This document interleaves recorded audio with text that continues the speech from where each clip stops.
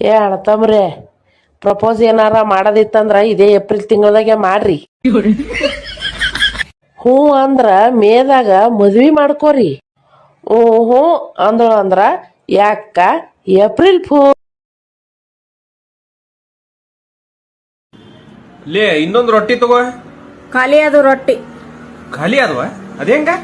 ನಿನ್ನೆ ನಾ ಸೀರೆ ತಗೊಳ ಮುಂದ ಹೆಂಗ ರೊಕ್ಕ ಖಾಲಿ ಅದಲ್ಲ ಹಂಗ ರೊಟ್ಟಿನೂ ಖಾಲಿ ಅದು.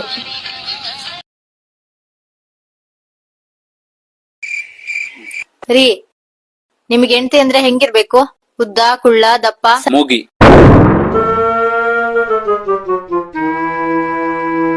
ಇದೇ ತರ.